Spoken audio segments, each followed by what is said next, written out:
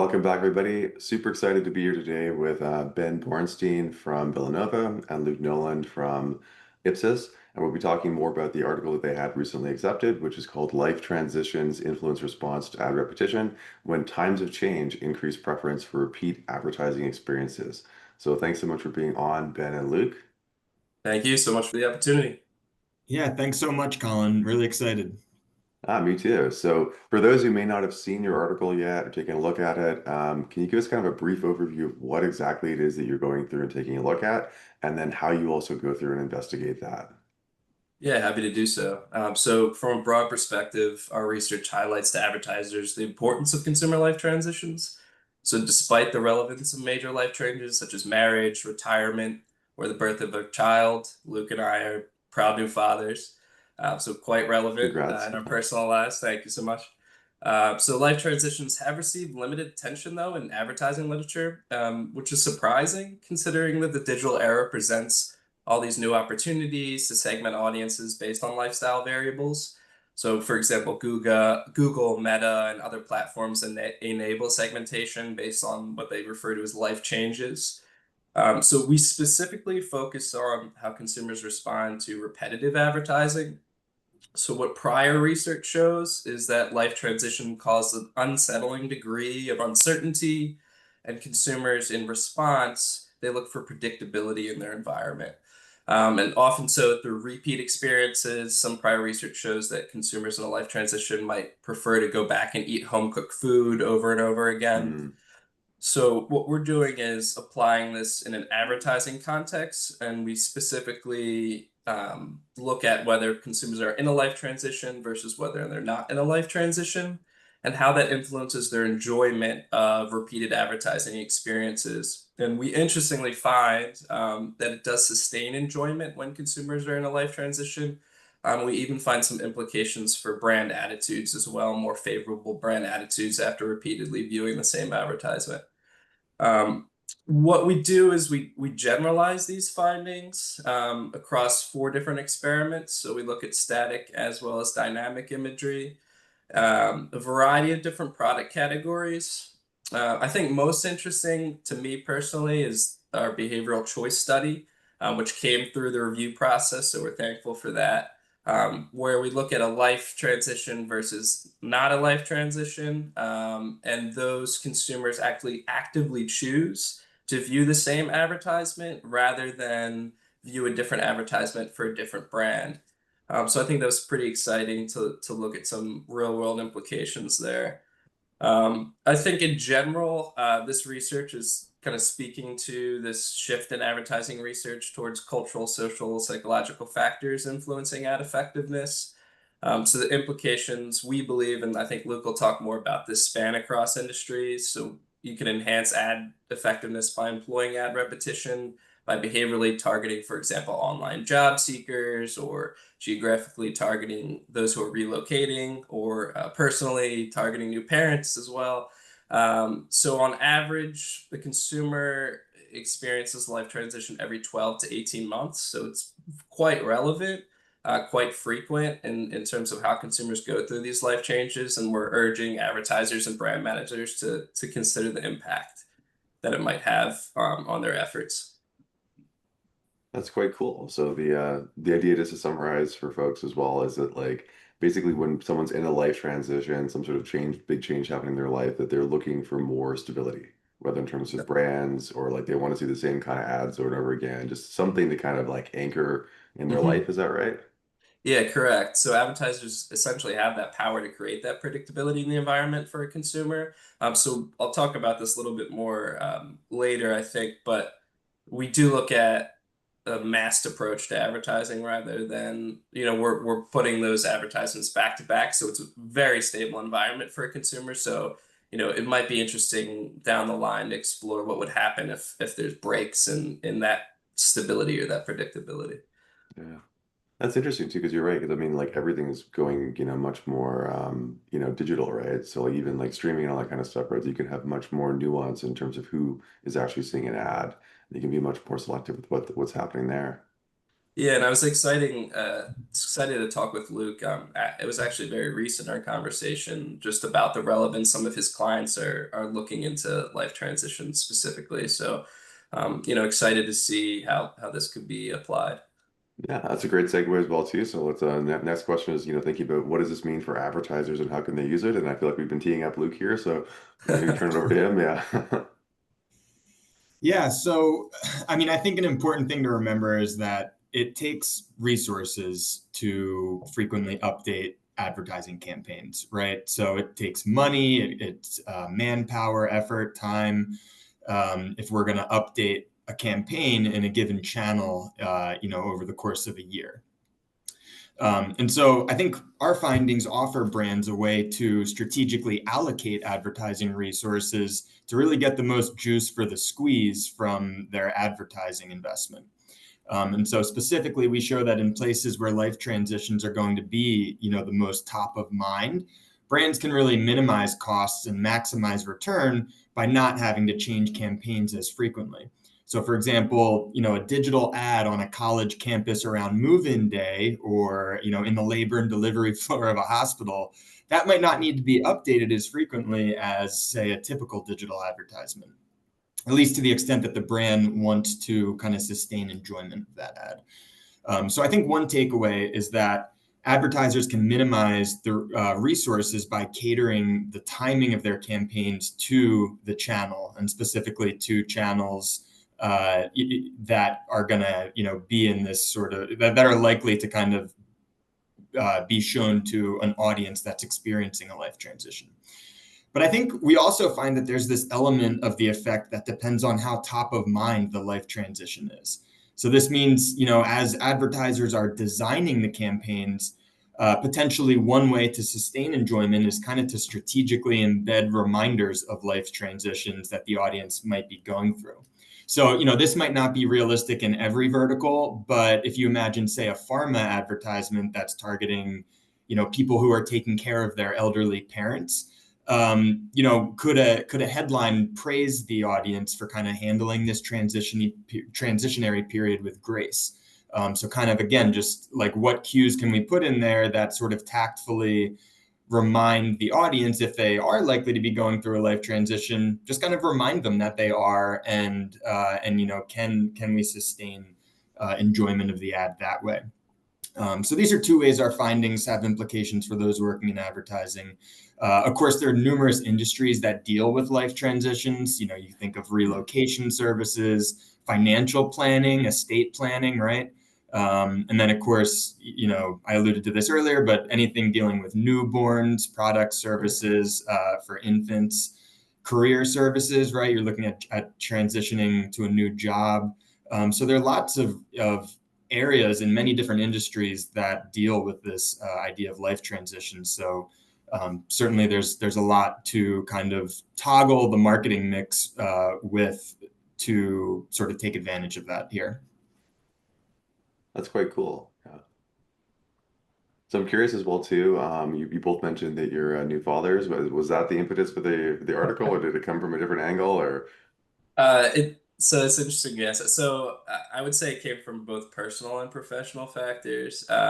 For actually, at the time, I was going through a different life transition into the role of assistant professor at Villanova University. So that kind of prompted me to think a little bit more about the major impact it had on my life and my behavior, in a positive way. But what we actually find is, regardless of whether it's a positive life transition or a negative life transition, it's causing discontinuity in someone's life, and they're looking for stability during that time of change. So I was surprised that it was little research just in general in the literature. So Luke and I were actually working on a different project related to the topic of satiation, like habituation to a new stimulus after repeated consumption, and we determined that life transitions could be, interesting to apply in this context, especially because of that defining characteristic where there's discontinuity and they're looking to adapt to a new and unknown environment.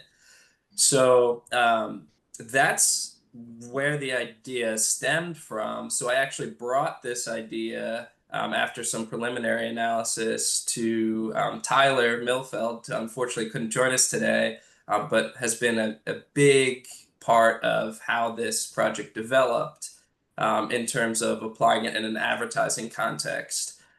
So it really was like interdisciplinary effort when it came to, the culmination of all these ideas into how to study life transitions and repetitive advertising. That's awesome. Yeah. I'm curious as well too about any challenges you might have encountered. I think one of the things I always like to go through and take a look at is this, just because I think we often see the published article come out and it looks very polished like yours does, and we don't always see some of the work that goes into it. So I'm curious if you had any challenges, what were they and how might you overcome them as well too? Yeah, it's a great question. And I think it kind of builds off of what I was discussing in this interdisciplinary effort. It was difficult, I think, to bring all of these ideas from different backgrounds together. So while life transitions have been studied in a variety of contexts, the research in advertising is limited. So one of the biggest challenges was integrating that research into a theoretical framework in advertising. And I have to give a big thanks to Tyler for a lot of his efforts in determining there was a gap in the situational effects framework. And that ad repetition research has largely focused on ad content and medium, which we control for in our experiments. But some research has expanded to look at ad context in terms of these cultural, social, or audience context variables. So that's where we kind of narrowed our focus and our contribution. Very cool. The other challenge, I guess, related to what I was talking about before was in regard to the behavioral choice experiment, which stemmed through that review process. It was really really helpful for us to think more deeply about how can we apply this in more real world way. So sustain that enjoyment, because in our other experiments we're looking at a repeated measures design. It was difficult to conceptualize how to look at sustained ad enjoyment in a choice setting. So we actually built on literature by Sevilla and Redden, which show that consumption enjoyment or sustained consumption enjoyment can be reflected through the desire to continue consuming. So that was really the variable of focus, whether consumers in a life transition versus not would actively choose to continue enjoying advertisement from that same brand or a different brand. So I think that allowed us to capture that real choice behavior. That is quite neat as well too, and it's always frustrating in the moment when you get back those or reviewer comments. You're like, oh, I have to do something else, but then after it's done, you're like, oh, that actually does make the paper better, you know? Yeah, that was one of the most unique aspects, I think, in my opinion, that came out of the work is that last real behavioral choice study. Cool. And then finally, where to next? So I think it's you already touched on some stuff, Luke, in terms of new ideas, and I think you did as well too, Ben. But anything else in terms of where people might take this or where you folks might be taking it as well too? Luke, do you want to take the lead on this? Yeah, sure. I think one approach, of course, is to kind of look at what we found in greater depth, right? So maybe we could use big data, for example, to explore, what is the actual cost saving potential of our findings? Where can advertisers kind of, like I said before, get more juice for the squeeze by not changing the campaign as often? Also, we could look at which context is it effective in, and then how can we maybe design ads to tastefully embed those remind life transition, right? Because there are a lot of ways to do that wrong, and so doing it right might require some additional research there. But I think another interesting angle is kind of exploring the breadth of life transition effects. So going beyond not only repeat exposure to advertisement, but even just beyond advertising in general. So despite what marketers like to think, a lot of customer acquisition is outside of the control of the brand. What's happening in the life of the consumer obviously plays a huge role in everything from what food they buy, what institution they keep their money at, whether they're moving their money to a new institution, and then, of course, what medicine they seek, right? That's going to be a big one that your life situation impacts. And so all these different industries are really dependent on what's going on in the consumer's life. And clients, at least my clients, have become really interested in this idea of, all right, so let's understand how life context impacts consumers so that we can be in the right place at the right time with the right message when they're most receptive to trying our offering, right? If we can't control everything, let's at least do what we can control and try to position ourselves in the right place at the right time. And I think that's where life transitions come in, right? So we looked at how life transitions impact sustained enjoyment of advertising, but there's really not much on this direct link to behavior. We kind of take this angle that when you're experiencing this life transition, you kind of want that more stable, grounded experience from a brand. You want sort of that predictable, repetitive experience. But in what scenarios might the opposite happen? We know from the compensatory control literature that the kind of the framing that we found evidence for, that can happen often, right? People kind of preferring the familiar after experiencing something transitionary. But at the same time, there's also effects in the literature that sort of show, I think there's one paper called the "what the hell" effect, right? So people kind of leaning I love into that that title. chaotic experience. Yeah.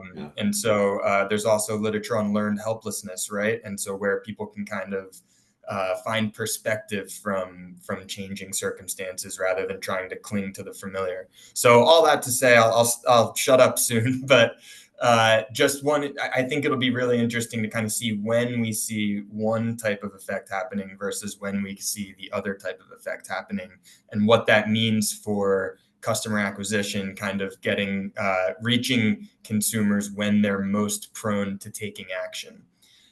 So I'll stop there. But Ben, I mean, I think you probably have some other thoughts as well about where we could take this next. I think those are really valuable perspectives. From a academic research standpoint, I think we're hoping this work opens the corridor for future work on life transitions and encourages a deeper investigation. So as Luke is suggesting, I think we're just scratching the surface both in terms of academia and industry. So I guess going back to that massed versus distributed approach comment I made earlier. Um, it'd be interesting to investigate this further in terms of presenting ads continuously without interruption. So that enabled us to isolate the cause of the effects. But I think it's important for us in the future to investigate what happens when there's clutter, interruptions, and repetitive advertising, and how those in a life transition might respond. And then I guess the last note I'd make is while we control for content and medium in our experiments, that doesn't mean that those factors wouldn't influence how those in a life transition would respond to advertising. So specific advertising appeals, whether egoistic or temporal, that could also sustain ad enjoyment for those in a life transition and be interesting to explore. Mm. Yeah, very cool. I think especially as we get into like this Gen AI era where we get potential for like very personalized advertising, right? You can, play with a lot of these different kind of factors increasingly, right? Yeah, absolutely. I think the Not Worldwide, has a ton of data on those with the specific life transition from single to being married, and they're already integrating this data into their campaigns. And I think there's more nuanced ways to do so. And I think again, um, future exploration will kind of uncover more ways that consumers might respond. Awesome. Well, we look forward to hopefully getting more exciting work coming in from your team and other people as well too might be interested in this topic. Yeah. Yeah, absolutely. I think it's very relevant, and we're hoping that some additional insights. It sounds like from an industry perspective, Luke might already have some insights. So excited to learn more. Yeah, stay tuned. Awesome. Yeah. Well, thanks both for being on. And for those who are interested, again, the title of the article is Life Transitions Influence Response to Ad Repetition When Times of Change Increase a Preference for Repeat Advertising Experiences. And it's Benjamin Borenstein, Luke Nowlan, and who wasn't here, Tyler Milfeld as well, too. So thanks both for being on and sharing all your insights. Thank you so much, Colin. Colin, really appreciate it. Thanks so much. Of course. Awesome. That was great. Fantastic.